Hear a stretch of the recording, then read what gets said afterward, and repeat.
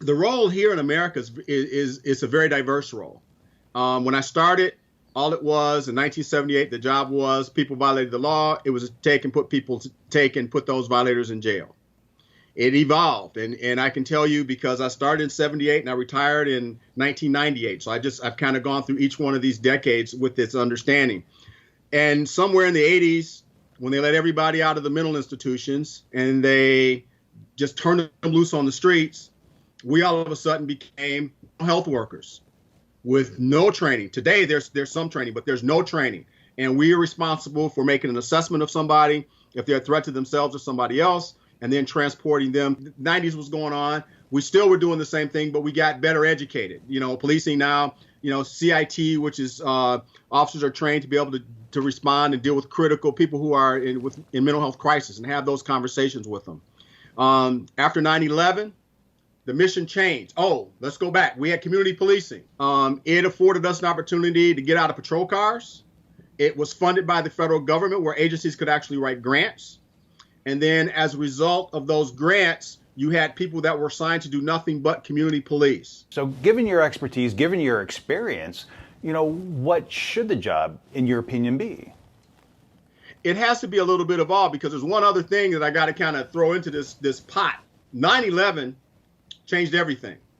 The police mission changed from being, like agencies wanted to be in partnership with their communities to actually having a responsibility to responding to terrorism.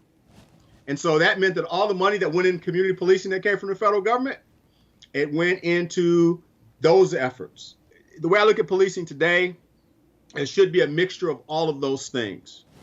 So I want to ask you this. So, a lot of protest time is given to this notion of the chant, defund the police. Some rephrase it as reimagining of police forces, looking at municipalities, redistributing the funds. So, with this topic in mind, where do you respond to those kinds of discussions?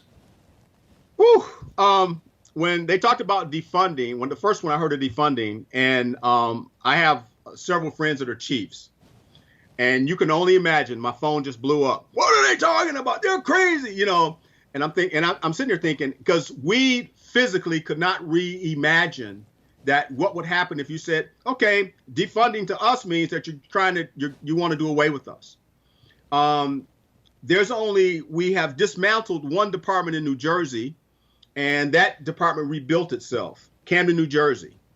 And they did that with the idea that they could if they dismantled it and reorganized it, then what would happen is they could get rid of all the bad officers that had been protected by the union and a bunch of other things, and you had to reapply. New rookies coming in, they got to get out, they got to go walk on foot and knock on doors and go talk to people. They got to work a community. So when we talk about defunding,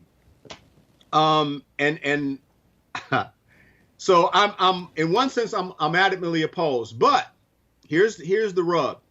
As I look and do research, I recognize that there are agencies that have mental health clinicians that are a part of their system and actually respond to calls. I foresee that as being the change, and a much needed change. Money is always going to be the issue. So without consent decrees, without learning the lessons from the 1960s, the 1990s with Rodney King, the current issues with minority relations, you may not have the solution, but what is your best guess for moving forward? I think I don't think it's not you can't leave local problems to be local problems. So the greatest way to handle this issue would probably be state oversight, to create something just like the Justice Department did when they had consent decrees, to be able to have independent people come in, do the investigation, look at the data sets, and say, okay, this is what has to happen. And the state actually takes those agencies to court and hold them, and they can do the same thing and hold them accountable through some sort of decree that is done at the state level. Then you don't need outside, you don't need the whole outside thing from the federal government. The other side of that is, if agencies are smart at this point, what they should be doing is reaching out to community and having those conversations. And I don't mean the chiefs of police, because the chief sees it one way, and they have this the way they want their department to run. But the line guys, like I used to be, They need to be sitting in those meetings and having those conversations with people to understand what the people feel and what they see.